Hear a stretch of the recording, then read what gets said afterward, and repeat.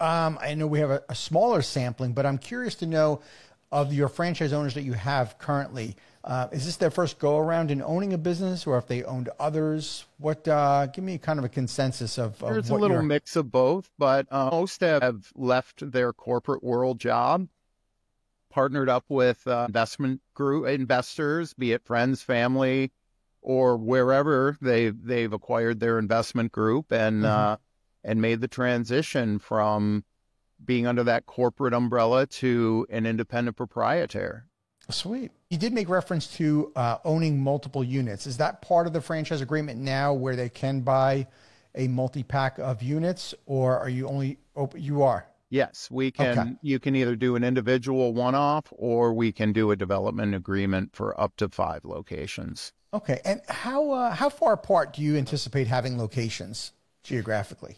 It really depends on population. Some markets could actually have a few locations in it. A bigger market, let's just say, for example, New York, LA, something like that, with huge populations like that, you can geographically space them.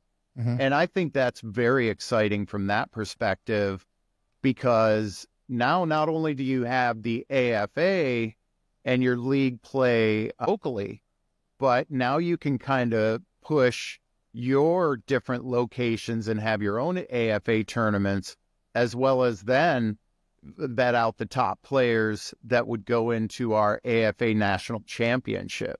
So that's held in April every year. And this year it's in Cincinnati. I believe on April 19th is our national championship, where all the Fulling Warehouse location league top 4 teams from their leagues will converge on Cincinnati, and somebody will leave with the silver cup of the national championship. Nice. I knew once you said you had the sanctioning body, I'm like, oh, here we go. I know there's going to be a national tournament, and there's going to be a national championship coming down the pike. Folks love our tournaments. Oh, I bet. We do some fun things, like back in the day before we were franchising, we do what we call here in Detroit the Kraut Cup.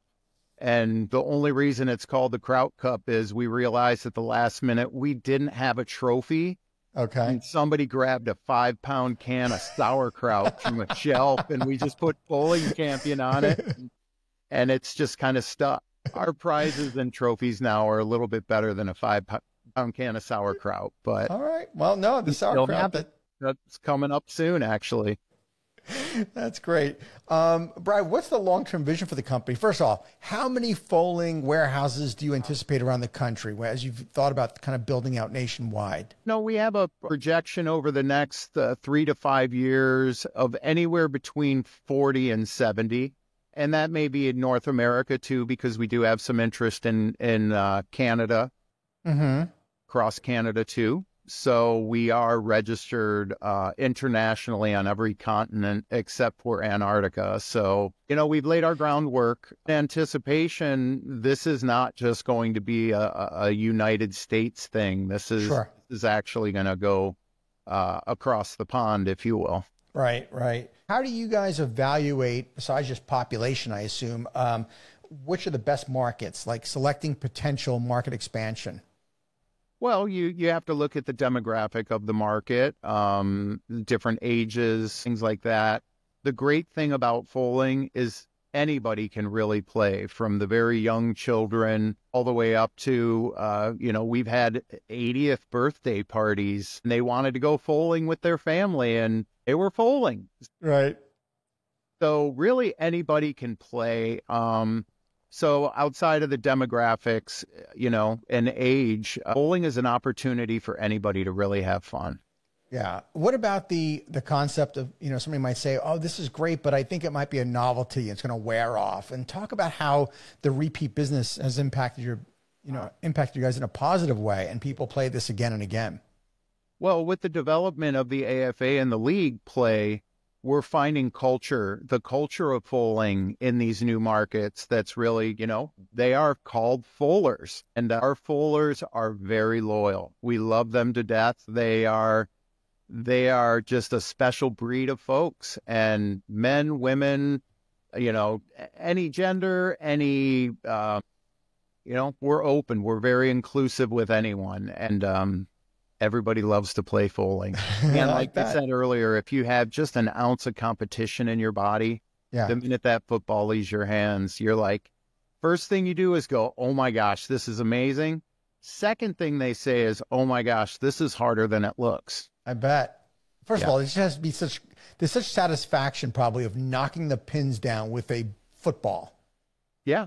Yeah. And the noise. Exactly. And really, when you look at the game, so you're playing on your lane against the other team, right? Mm-hmm.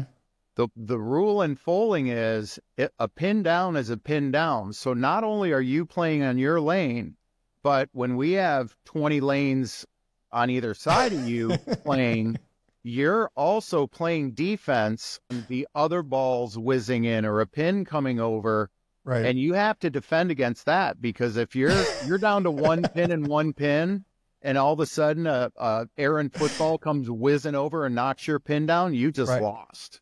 Oh, so you're looking out for missiles coming in from the side. Absolutely. You have to defend against your neighbor's play too. Yeah. This is insanity. I've got to see this. It's kind of funny. Like on league nights, when I'm watching or even if I'm playing, I always kind of attribute it to like a ballet. Right. Where you see the leaguers kind of dancing around, because not only are they playing, they're throwing, but then they're dancing around and they're kind of protecting against the other balls coming in. And it's amazing how fast the ball can move when it hits that pin and shoots sideways. Oh man. So if I'm a foaler, I'm kind of side-eyeing what's going on around me at the same time. I gotta be very aware what's going on. Absolutely. Yep. So you get guys kind of looking at each other, right? Side to side, knowing who's gonna go first. Yep. And kind of then the first you're pump faking probably, right? Yep. Oh yeah. There's all kinds of that. And when you're in the league play, there's a lot heavier competition. You don't want people going like this, waving hands. There's a little bit more respect there, but the average family coming out for Foaling, the kids are messing with their parents and trying to get them to miss however they can. Of course. So you can't defend against the ball being thrown at you. You can't reach in front of the throwing line to defend against that ball. It has to cross the back line before you can grab that ball. Okay. There's got to be a little bit of trash talking, though. A little bit? There's plenty. From a marketing perspective, I think I know who your target audience is, but from a marketing perspective, Brad, who are you marketing to? What is that demographic? That's the sweet spot for you guys. The 23 to 49 age range has been kind of our target demographic. Like I said, there are others that fall into that category too. But if I had to just kind of predominantly say that age range, that would be it. And believe it or not, we see more women come in than men. Right now, it's about 45% right now, women versus men. That is fantastic. That's great for the health of the business for sure. Yep. And of course, our corporate partners and corporate parties, team building events, we are a great place for fundraising. When we go into a community, we really want to be a part of the community. So we're definitely a good steward when it comes to charitable events where, open play is $15. All you can play the whole day. If you came in Saturday at noon and stayed till 2 a.m., $15. You can play as much as you want. So what we'll do with some fundraising partners or things like that is say, okay, this is X. You can sell tickets for whatever you want for your charity, and then you take the profit off the difference. So we find that a lot of places that are looking to do charitable events, they come right to the Foaling Warehouse to have that happen. Hey, Brad, when you're talking to potential franchise owners and they're kind of doing their due diligence, of course, we don't want there to be any surprises in franchising. What are some of the things that you share with them that they need to consider before going forward and forward with you to open a franchise? They need to make sure that this is something they really want to do. As you may or may not know, being a small business owner takes a lot of work. And, you know, we've refined our construction and build out process, you know, going from when we built our first location in Hamtramck with sweat equity in our own hands. You know, that took 14, 15 months to figure it out and get that location open. Post-COVID, you know, I can get a location open from building permit issuance to doors opening in 5 months.